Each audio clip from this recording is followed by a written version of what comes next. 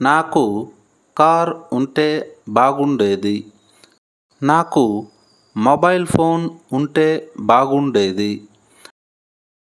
నాకు పెద్ద ఇల్లు ఉంటే బాగుండేది. నా దగ్గర చాలా డబ్బు ఉంటే బాగుండేది. ఇలాంటి వాక్యాలను ఇంగ్లీష్లో ఎలా చెప్పాలో ఇప్పుడు చూద్దాం. దీనికి గాను మనం ఐ విష్ ఐ హ్యాడ్ను ఉపయోగిస్తాం. నాకు ఉంటే బాగుండేది లేదా నా దగ్గర ఉంటే బాగుండేది అని చెప్పడానికి ఐ విష్ ఐ హ్యాడ్ను ఉపయోగిస్తాం. సెంటెన్స్ స్ట్రక్చర్ ఏమంటే I wish I had plus noun. నాకు కార్ ఉంటే బాగుండేది.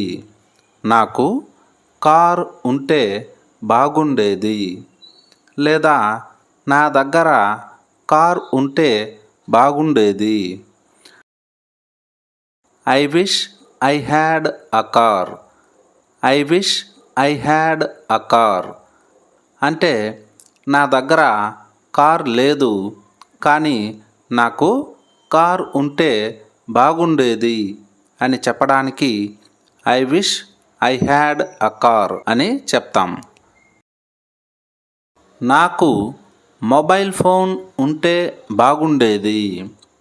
నాకు మొబైల్ ఫోన్ ఉంటే బాగుండేది లేదా నా దగ్గర మొబైల్ ఫోన్ ఉంటే బాగుండేది.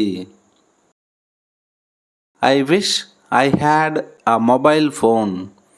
I wish I had a mobile phone అంటే నా దగ్గర మొబైల్ ఫోన్ లేదు కానీ ఉంటే బాగుండేది అని చెప్పడానికి I wish I had a mobile phone అని చెప్తాం.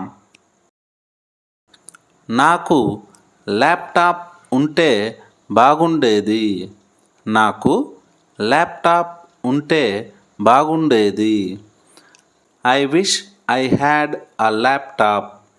I wish I had a laptop. నాకు పెద్ద ఇల్లు ఉంటే బాగుండేది. నాకు పెద్ద ఇల్లు ఉంటే బాగుండేది. I wish I had a big house. I wish I had a big house. నా దగ్గర చాలా డబ్బు ఉంటే బాగుండేది.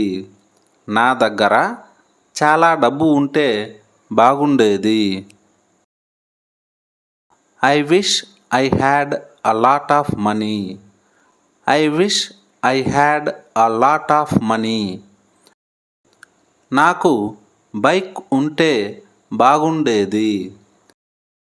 దీన్ని ఇంగ్లీష్లో ఎలా చెప్పాలో కామెంట్ సెక్షన్లో కామెంట్ చేయండి. Thanks for watching. ఈ వీడియో మీకు నచ్చినట్లయితే ఛానల్ను సబ్స్క్రైబ్ చేసుకోండి.